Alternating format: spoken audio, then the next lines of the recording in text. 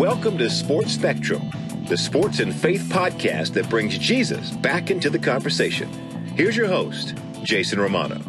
This episode of Sports Spectrum with Zach Zenner, NFL running back, is brought to you by Compassion International, the most trusted child development ministry in the world. For more information about how you can help release a child from poverty, you can check out the website, compassion.com/sportsspectrum.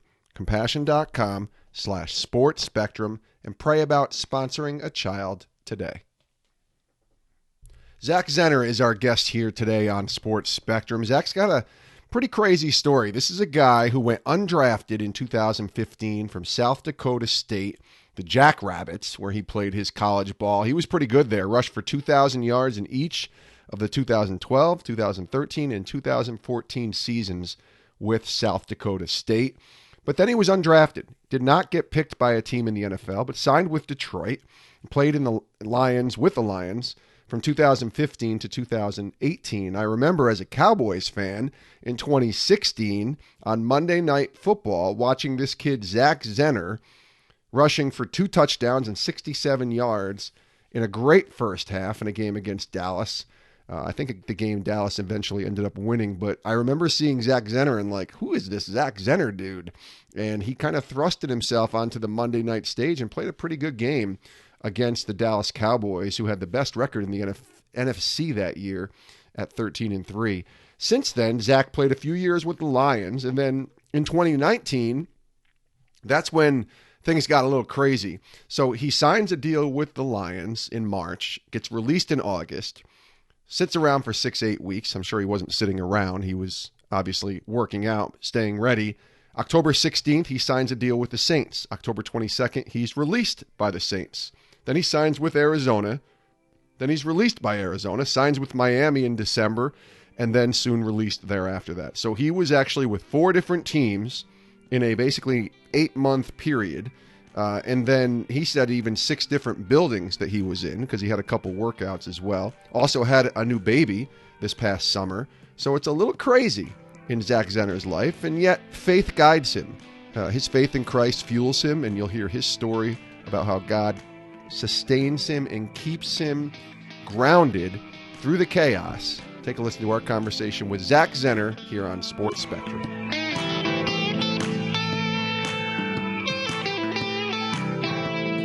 Zach, welcome to Sports Spectrum. Thanks, Jason. Thanks for having me on. It's good to talk to you, man. We're taping this in early 2020, and so I guess the best way to say is 2019. What a whirlwind for you, being a part of 4 teams as far as I saw. Maybe there's more that I don't even know about in the 2019 season. Just an overall way to start this interview with, what is your impressions as you look back now at this past year, 2019, for you? Really, you said it best in whirlwind. But then at the same time, I was really just packing in what most people experienced in the NFL. I just packed it all into 1 year. Because for the majority of players in the NFL, you know, the reality is they're bouncing around team to team, on a year-to-year thing, before maybe they stick somewhere for a couple of years. Or they never stick anywhere. I got a former teammate, Brian Witzman, went to South Dakota State. I think he's been on something like, he might be in double-digit teams by now. And he's been in the league a little longer than me. But anyway, I just packed it all into 1 year, and it was crazy. My wife and I welcomed our second son. We moved twice. I was on 4 different teams. I was in 6 different buildings. I had, a couple workouts separate from where I ended up playing, and mixed in there. So, it was wild, but really, despite all the moving around, just another year in the NFL, and what a blessing that is to have that under the belt.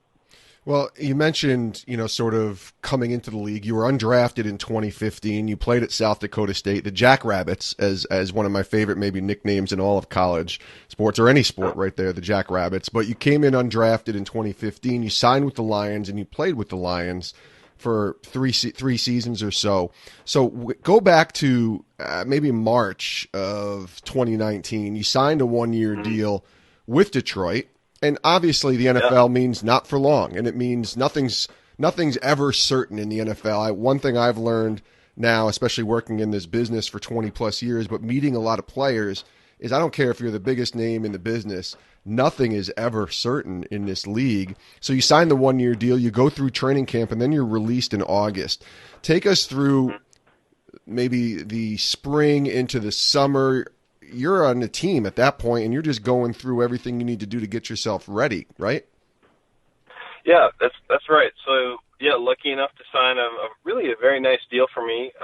Detroit Lions were really generous in their offer, and felt like that. At the time, meant had a pretty solid position. Moving forward with them. Yeah. I mean, like you said, I always knew anything can happen at any moment. But after signing the deal, we moved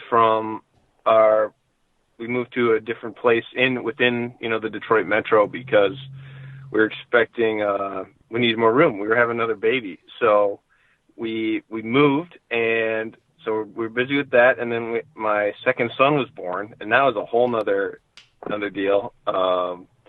Going from 1 to 2, it's a big jump. I don't know if you have children, but it was way harder. Yeah. To put it that way. And so I had that adjustment, and then went through, just trained all of July, had a great summer. I was working through camp, was playing okay. I feel like I always feel like could have done better at certain things, and I feel the same way, but, I don't have any regrets, so I was doing my best. And, was surprised to be released at the end of August. And that's kind of, par for the course, I guess, like you said, as an NFL player. At some point, even the great ones, right? Like I think back to Peyton Manning and Emmitt Smith and others who were released from their team. I mean, I know it was sort of parting ways and it's done a little different, but every player, it seems, has to figure out the next step, the next move, because their time with whatever franchise they're at always has to come to an end. So it came to an end for you in Detroit, and you're sitting there, and I remember contacting you through social media. A couple people, I think it might have been Dan Orlovsky or a few others, that recommended that we have you on the show. So we connected through social media, and it was mid-October, and we were set to tape a podcast, and then you got a call from the Saints. And all of a sudden, you hit me back, and you're like, I got to go to the Saints. Let's figure this out another time. And I said, of course, let's figure it out another time. So October 16th, you signed with the Saints, and that lasts 6 days. So can you walk through what that's like, just going into a team facility? You don't know how long you're going to be there. You hope it's for years and years, and yet it turns out to be literally just a few days. Yeah, well, the Saints have had interest in me in the past when I've been a free agent, and then I also had right away, they brought me in for a workout right after I was released. And then they brought me in for a workout again, and then they signed me. So as far as being somewhere for 6 days, your nose is in the playbook. Yeah. At least for me. I'm sitting there trying to get to the game and get it's not the right word, but get through the game. Yeah. If you know what I mean? First it's like I got to make it through practice. I can't mess up. I got to know what I'm doing, so I got to make it through day 1 practice. Then I got to make it through day 2 practice. So you're just really trying to make it through without screwing up plays. And then when you get closer to the game, it's like, okay, now I know I've got a pretty good grasp of what I need to do. They didn't. The whole playbook isn't open. First of all, I only had to learn the install. So that's very helpful. Yeah. And then also they had more of a package for me. So I was prepared to take every snap, but I could focus more on a certain part of the install. And then it's down to execution. I mean, I hadn't played in a game in 6 weeks. I hadn't competed in 6 weeks. I was in shape and working out, but there's a big difference in being in shape and then going out and playing in an NFL game. Yeah. So then there's the anxiety of going out and performing again after just watching for 6 weeks, and then I performed pretty well, played well in special teams. We gave up a big kick return, which sucked, and then get in Monday. I watch some tape and do all my sorts of recovery stuff. Go in on Tuesday and say, hey, we gotta let you go. And I should mention, in all these moments I was released, it's never, for me, it's never hard feelings. There's no bitterness. There's no resentment. Sure. It is what, it's a decision they decided to make.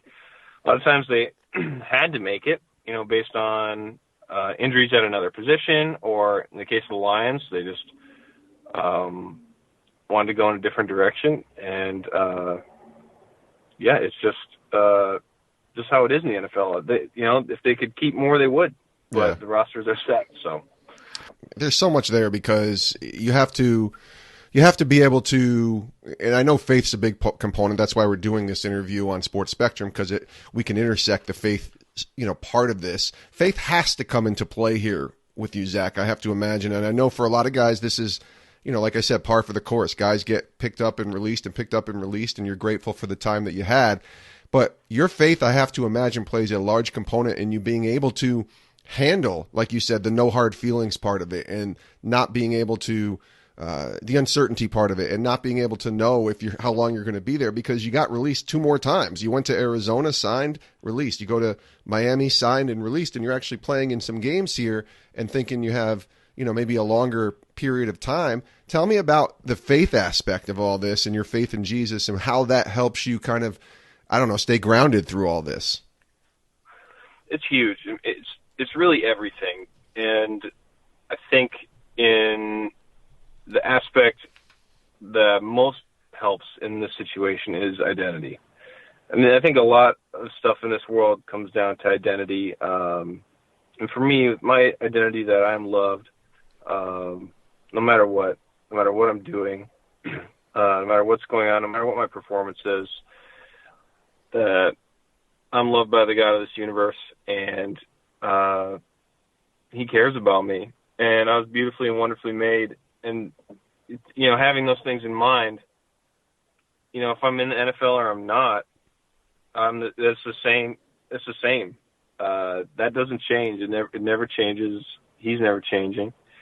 And when you're in the NFL and getting released, and if I didn't have that, that would be such a huge blow to me as a person.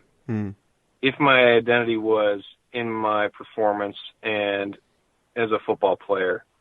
Because it's not, I can really take those in stride in a way and just go to the next thing. What's next? I'm excited for the future, even now. I don't even know if I'll get to play next year, but I'm excited for, what's coming up next in my life, even though I don't know what it is. And that all just stems from, I know where my identity is, and that's where my heart is. We'll get back to our conversation with Zach Zenner in just a moment, but want to take a second to tell you about Compassion International. We love Compassion. We do. They're awesome. We love having them as sponsors, as partners with us here at Sports Spectrum. I love being a part of what Compassion is all about. I sponsor a 13-year-old boy from Haiti, and it's the best $38 I spend every single month, because I know that this money that I'm spending is not just, a tax write-off. It's an investment into a child's life that is in poverty across the world. And for $38, you're talking about food, education, medical care, vocational training, and it's all done through the lens of Christ in Jesus' name. That's what's great about Compassion. We're talking about 66 years of experience, 7,000 local churches Compassion partners with in 25 countries, and they deliver God's love and care to these children in need. And more than 2 million children are breaking the cycle of poverty for good because of compassion. That's why I believe in them. That's why we sponsor a child in our family, because we believe in compassion, and I know you will too. So check it out, the website, compassion.com/sports spectrum, and you'll see a list of children there. Pray about it and consider sponsoring a child. Consider helping to release that child from poverty in Jesus' name. Let's get back to our conversation with NFL running back Zach Zenner here on Sports Spectrum. When did that faith begin to take shape for you? Did you grow up in a Christian home? And even in growing up in Christian homes, when I talk to guys, a lot of them, they say something happens later where that faith becomes real to them. It becomes their own faith. Can you walk us through your testimony a little bit? Absolutely. So I was raised in a Christian home. My parents, we went to a Catholic church in Eagan, Minnesota. That's where I grew up. Yep. And it really wasn't for me. I know a lot of people really like going to, and I see not for me as far as the Catholic way of Catholic Mass, that form of worship and communion and fellowship. That's just it wasn't for me at the time. Yep. And looking back, I wasn't. It was more. I didn't pursue anything either. It's a great church. They have a lot of opportunities to get in small groups, and I didn't take advantage of any of that. I wasn't really that interested. I was interested in other things like sports, and that's mainly the big one, sports. Yeah, sure. Interested in doing other stuff and hanging out with my friends. And it wasn't until I got to South Dakota State where I didn't have to go to church. There was no pressure. I was free to do what I wanted. I repeatedly got invited to Fellowship of Christian Athletes at South Dakota State. And finally, that was in my second year there. I started going to Fellowship of Christian Athletes. And that was the first place where I had really had fellowship with like-minded peers, people who are competitive, love sports, but also love Jesus. And that was those were big moments for me, big stepping stones. And at the end of my college career, I was going to FCA on Wednesday nights. I was going to church on Saturday night or Sunday morning. I was going to a different church service on Sunday nights, and sometimes I was meeting up on Monday nights to do we called sermon night, where you just watch a sermon with a group of people. And I was spending a lot of my free time on Jesus, on God stuff, different fellowship events, and so really it was a complete change from my first year of college to my last year. I wasn't doing anything when I first got to school, and then my faith just grew and grew, and I pursued him more and more as I was in school, and that continued on my time in the NFL.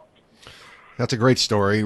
Take me through, you said repeatedly invited, and I just thought that kind of stood out because that's a struggle for a lot of believers, is to invite, to talk to ask. There's I think a real burden for people on how to share their faith. Can you take us back to when, I'm assuming it was teammates, but maybe it was just other peers, repeatedly inviting you to FCA, to church, whatever it was, and you finally saying yes in doing that, and maybe what you've learned in being able to take that into your journey of faith to invite others to come to chapel, come to church, whatever that is. What was that like going back when you think back to being repeatedly asked to go to church or FCA? There's a couple important aspects of it was just one teammate of mine, and also my roommate. But there were a couple important aspects of how it happened. First, there was a relationship. Him and I were good friends. Not only that, we were the same major. We were in the same sport, and we knew each other really well. We were really close. And so there was a relationship first. And then from that relationship, he could ask me, he could invite me to FCA, and there would be there was no guilt to it. That was another key point. There's no guilt. There was no convincing. It was, hey, you want to go to FCA? And then he could also call me on all my excuses. Mm-hmm. It's because we were in all the same classes. Like, I got to do this. That quiz is until next week. like, yeah, you know what? Actually, you're right. So eventually, at some point I was like, all right, yeah, I'll go. And then it just took off from there. But I think the key points, to how I was asked was there was no, and I've carried this on as I've invited people to Bible studies. There's never any guilt. It's just, hey, do you want to go? And then there's also a relationship first. I don't invite someone. I'll invite someone right away if they're brand new. Hey, just so you know, we have Bible study. But I won't keep going back to that person unless I have a relationship with them. Mm. Those are a couple key aspects. Yeah, that's practical. That's really good stuff there. Last couple questions here with Zach Zenner on Sports Spectrum. What's Zach Zenner doing in 10 years? Age 38, presuming football is over at that point. Maybe it's not. Who knows? You never know what the Lord Lord's going to do. Over. Listen, Tom Brady's 40, whatever he is. You just never know, I guess. But probably football. Tom Brady doesn't play running back. That's a great point, Zach Zenner. But what are you doing in 10 years? You have any idea? What other goals? What other decisions, thoughts have you kind of pondered that might take you into the next phase of life once football is done?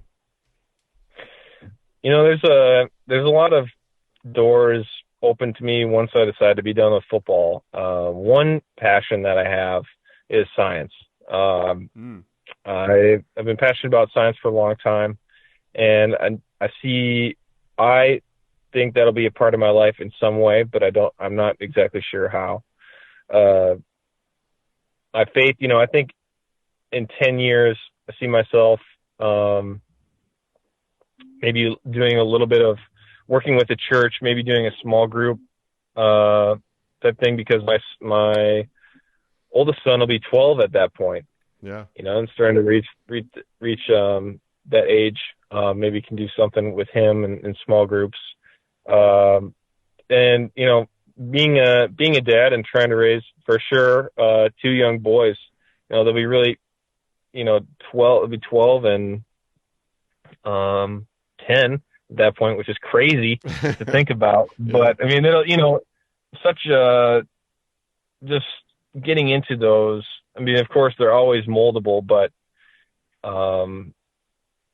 really starting to get to those very important years, especially, at 12, you have like those last 6 years before they would most likely be leaving. Yeah.